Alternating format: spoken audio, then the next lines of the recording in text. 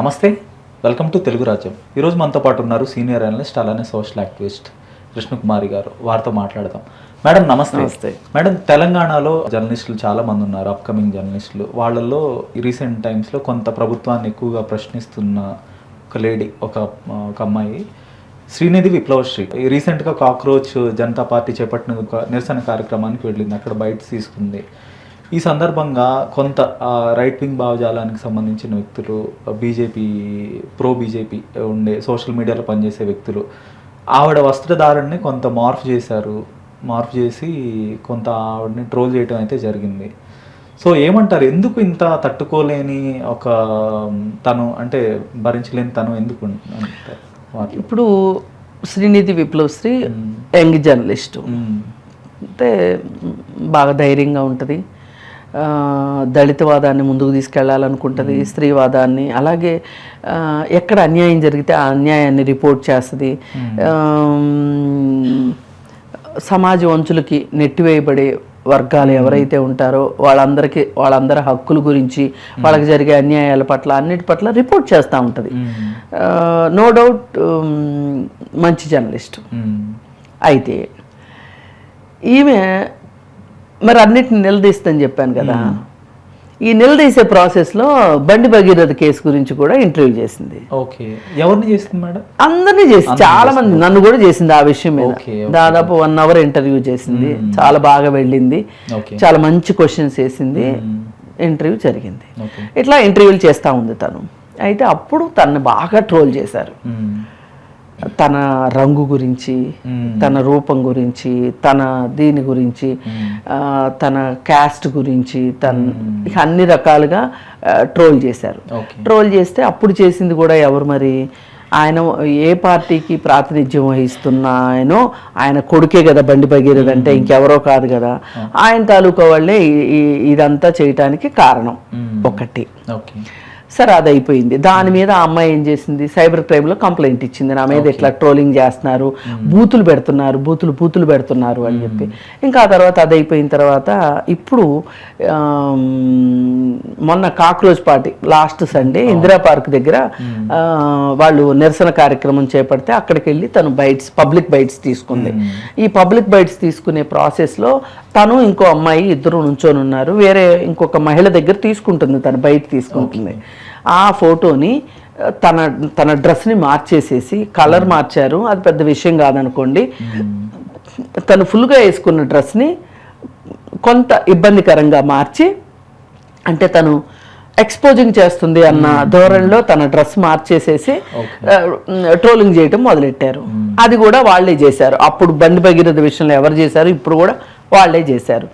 ఇప్పుడు వాళ్ళకి మాలాంటి వాళ్ళందరం శత్రువులం అయిపోయాం. ఎందుకు?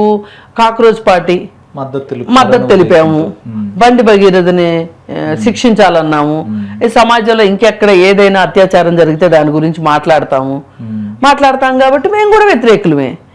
అందుకని చెప్పి అవకాశం దొరికినప్పుడు మమ్మల్ని కూడా ట్రోల్ చేస్తున్నారు. సరే, ఇప్పుడు ఈ అమ్మాయిని ఈ విధంగా ట్రోల్ చేయడానికి ఒకటే కారణం, బొద్దింకల పార్టీ మీటింగ్కి వెళ్ళింది, బొద్దింకల పార్టీలో చూడటానికి వచ్చిన బొద్దింకల్ని ఈ బొద్దింక ఇంటర్వ్యూ చేసింది. అది వాళ్ళ బాధ. అంటే పర్టికులర్గా లేడీ జర్నలిస్టులు అంటే ఎందుకు అంత సాఫ్ట్ టార్గెట్గా అయిపోతారు? ఎందుకు వాళ్ళనే ఎక్కువ సమాజం కూడా, అంటే నెటిజన్లు కూడా, ఈ ట్రోల్ చేసే గ్యాంగ్స్ కూడా చాలా సాఫ్ట్ టార్గెట్గా భావించి విపరీతమైన దాడి చేస్తూ ఉంటారు. తులసి చందుని తీసుకోవచ్చు, ఇదే తరహా భావజాలాన్ని వ్యక్తపరిచే మేల్ జర్నలిస్టుల మీద ఈ తరహా దాడి అయితే కనపడదు మనకి. ఎందుకంటారు? అంటే ఇప్పుడు చాలా మంది ఏమంటారంటే అత్యాచారాలు అలాగే మగవాళ్ళపైన కూడా జరుగుతున్నాయి, ఆడవాళ్ళపైనే కాదు అని మాట్లాడే కొత్త రకం ధోరణి అయితే వచ్చింది మన సమాజంలో. కానీ నేను దాన్ని అంతగా యాక్సెప్ట్ చేయను. ఎందుకు మహిళని ఈ విధంగా ట్రోల్ చేస్తారు? ఆమె జెండర్ని పట్టే కదా, జెండరే కదా వస్తుంది అక్కడ. జెండర్ అంటే ఏంటి? వీళ్ళ దృష్టిలో నేను చాలా పాలిష్డ్గా జెండర్ అంటున్నాను, వాళ్ళ దృష్టిలో సెక్స్. ఇప్పుడు జెండర్కి సెక్స్కి తేడా తెలియని జంతువులు ఉన్న సమాజంలో మనం గతి లేని పరిస్థితుల్లో, విధి లేని పరిస్థితుల్లో జీవనం కొనసాగిస్తున్నాం. వాళ్ళకి ఏంటి, అమ్మాయి అంటే సెక్స్ వాళ్ళకి అంతవరకే తెలుసు. జెండర్ అనేది లేదు వాళ్ళ దృష్టిలో. అందుకని ఈ జెండర్ డిస్క్రిమినేషన్ ఏదైతే ఉంటుందో ఇది సెక్సువల్ డిస్క్రిమినేషన్గా కూడా మారుతుంటుంది అనమాట. ఇప్పుడు ఈమె మహిళ కాబట్టి ఇప్పుడు ఒక పురుషుణ్ణి ఏమని తిడతారు? నీతి లేనివాడా, జాతి లేనివాడా, కులం తక్కువవాడా, డబ్బు లేనివాడా, ఇలా మాట్లాడతారు. ఒక మహిళ దగ్గరికి వచ్చేసరికి ఒకటే వర్డ్ యూజ్ చేస్తారు. నేను నీ మీద ఆధిపత్యాన్ని చూపించాలనుకుంటున్నాను సెక్సువల్గా, నిన్ను సెక్సువల్లీ కలర్డ్ కామెంట్స్ చేస్తాను, అవకాశం దొరికితే నిన్ను అత్యాచారం చేస్తాను, నిన్ను మాటలతోటి హింసిస్తాను, నువ్వు ప్రతి క్షణం నువ్వు ఆడదానివి అని గుర్తు చేస్తాను అని చెప్పాలనుకుంటారు వీళ్ళు. అంటే ఒక పురుషుణ్ణి అణిచివేయాలి అనుకుంటే ఒక తరహా విధానం ఉంటే, అక్కడ స్త్రీ వస్తే గనక స్త్రీని ఇంకొక రకంగా హింసించాలని చూస్తారు. నాకు ఈ డిఫరెన్స్ మొదటిసారి నాకు ఎప్పుడు అనిపించిందంటే అర్థమైంది నాకు. అంతకుముందు తెలుసు ఇవన్నీ, కానీ కరెక్ట్గా మనకి గ్రౌండ్ అయింది ఎప్పుడు అంటే, ఓల్కా గారు ఒక కథ రాస్తారు. హీరోయిన్ పేరు కసింత. ఓకే. ఇప్పుడు ఈ కసింత కొంతమంది యువకులు కసింత వీళ్ళంతా కలిసి ఒక ఉద్యమం చేస్తూ ఉంటారు ఊర్లో. ఏంటి ఆ ఉద్యమం అంటే, భూస్వాములకు వ్యతిరేకంగా ఎవరైతే నిమ్న జాతులు ఎవరైతే ఉంటారో వాళ్ళ మీద వాళ్ళు అత్యాచారాలు చేస్తూ ఉంటారు, వాళ్ళ మీద ఆధిపత్యం చెలాయిస్తూ ఉంటారు. ఇట్లా చేసే వాళ్ళకి వ్యతిరేకంగా ఒక సంఘం లాంటిది ఒకటి ఏర్పాటైతే ఒకరోజు ఆ భూస్వాముల దాడిలో, అంటే భూస్వాములు పంపించిన రౌడీల దాడిలో ఒక అమ్మాయి ఒక అబ్బాయి చిక్కుతారు వాళ్ళకి. అయితే అబ్బాయినేమో చంపేస్తారు, ఈ అమ్మాయిని అత్యాచారం చేసి చంపేస్తారు. డిఫరెన్స్ అతనికి ప్రాణం మాత్రమే తీస్తారు, ఈమెను అత్యాచారం చేసి ప్రాణం తీస్తారు.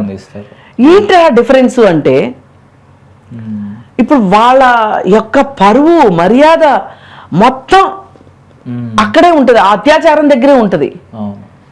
వాళ్ళు అలానే అనుకుంటున్నారని అనుకుంటారు. నేను నాలాంటి వాళ్ళు అది ఒక యాక్సిడెంట్ లాగా ఫీల్ అయ్యాం అనుకోండి. యాక్సిడెంట్ అనేది మగాళ్ళకి జరగచ్చు, ఆడవాళ్ళకి జరగచ్చు. అది మాట్లాడే విషయం పెద్ద, దాని గురించి అంతకంటే అయ్యో యాక్సిడెంట్ జరిగిందా అంతవరకే ఆలోచిస్తాం. అందుకని ఏంటంటే మహిళల్ని వీళ్ళు వాళ్ళ ఆధిపత్యం చూపించటానికి ఒక పురుషుడిని చంపి ఆధిపత్యం చూపిస్తారు. అదే ఒక మహిళ అయితే గనక అత్యాచారం చేసి చంపి ఆధిపత్యం చూపించుకుంటారు. ఇక్కడ కూడా మహిళా జర్నలిస్టులు అంటే అదే వీళ్ళ ఉద్దేశం. వీళ్ళని ట్రోల్ చేస్తే వీళ్ళు భయపడతారు. ప్రొఫెసర్ నాగేశ్వర్ గారు ఉన్నారు, ఆయన కూడా కొంత లెఫ్ట్ వింగ్ భావజాలాన్ని చెప్పే వ్యక్తీకరించే జర్నలిస్ట్. ఆయన మీద కూడా ట్రోలింగ్ జరిగింది. సెక్షువల్ గా ఆయన మీద అటాక్ అయితే జరగలేదు. ఇక్కడ చూస్తేనేమో లేడీ మార్ఫింగ్ చేసి మరీ చేశారు. ఇప్పుడు మీరు చెప్పిన అనాలజీ కరెక్ట్ గా సరిపోతుంది దీనికి. అవును, వాళ్ళ ఉద్దేశం అదే ఉంటది. ఒక మహిళ అంటే నేను అనుభవించదగ్గది, నాకు దొరికింది అవకాశం, నేను వదులుకోను అంటే అక్కడ వాళ్ళ మనస్తత్వాన్ని బట్టి ఉంటది. అంటే ఒక హింస, అత్యాచారం అంటే ఒక హింస. ఇప్పుడు మహిళ పేరుతోటి ఆమె స్త్రీతత్వాన్ని గురించి మాట్లాడటము అంటే, ఎగతాళి చేయడము అంటే అది ఒక శిక్ష. నాకు ఈ శిక్ష, నేను సొసైటీలోకి వస్తే నాకు ఈ విధమైన శిక్షలు పడుతున్నాయి. నేను ఎందుకు హాయిగా అందరిలాగా చదువుకుని ఉద్యోగం చేసుకుంటా, మొగుడికి అన్నం వండి పెట్టుకుంటా, పిల్లల్ని పెంచుకుంటా, వీలైతే ఒక చిన్న ఉద్యోగం చేసుకుంటా, నేను ఎందుకు బతకూడదు, ఓ టీచర్ ఉద్యోగం చేసుకుంటా, ఓ నర్సు. ఆడవాళ్ళంటే ఒకప్పుడు ఇదే కదా, వాళ్ళు నర్సో టీచరు అంతే, అంతకంటే పెద్ద స్థాయి లేదు వాళ్ళకి కదా. ఆ బాక్స్ లోనే పెట్టేవాళ్ళు. మహిళని ఈ విధంగా మనం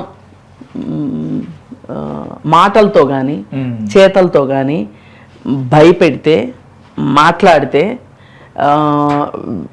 వ్యంగ్యం అని వాళ్ళు అనుకుంటున్నారు, కానీ వ్యంగ్యం లేదు అక్కడ బూతుంది. అలా చూపిస్తే వాళ్ళు భయపడతారు, వాళ్ళు ఆగుతారు అని వాళ్ళది. అలాగే వీళ్ళకి ఇంకెవరో బాసులు ఉంటారు. ఆ పైన బాసులు ఈ ట్రోలింగ్ చేయడానికి వీళ్ళకి నెల జీతాలు ఇచ్చి రైట్ వింగ్ పార్టీల్లో ఇది చాలా ఎక్కువగా జరుగుతుంది. స్వాతి చతుర్వేది అని ఒక ఆమె పుస్తకం రాసింది, ఐ యామ్ ట్రోల్ అని చెప్పి, వాళ్ళ దగ్గరే పనిచేసింది, తర్వాత బయటకు వచ్చేసింది, పుస్తకం రాసింది తను. అంటే అసలు ఈ వ్యవస్థ ఎట్లా నడుస్తుంది ఏంటి అని. అది తెలుగులో కూడా వచ్చింది, నేను అంతర్జాల పోకిరిని అని చెప్పి పుస్తకం వచ్చింది అనమాట. వాళ్ళు దీని మీద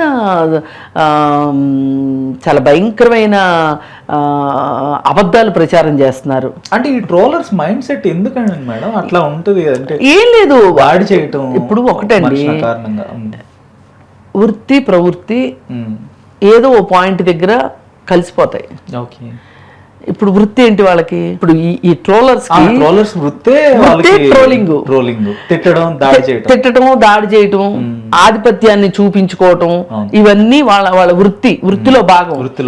ఈ వృత్తి ఏమవుతుంది అంటే ఒక్కొక్కసారి అది మనస్తత్వంగా కూడా మారిపోతుంది.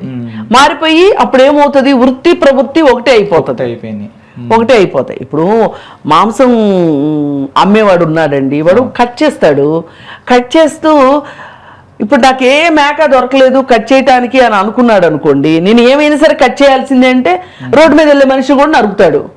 మరి ఒక మాంసం అమ్మే వ్యక్తి ఇట్లా చేస్తాడా? చెయ్యడు. అతనికి ఒక విచక్షణ ఉంది, నేను ఎందుకు చేస్తున్నాను, అది కటిక వ్యాపారమే, కానీ నేను ఎందుకు చేస్తున్నాను అనేది ఒక క్లారిటీ ఉంది. అలాగే ఈ ట్రోలర్స్ కూడా క్లారిటీ ఉంది.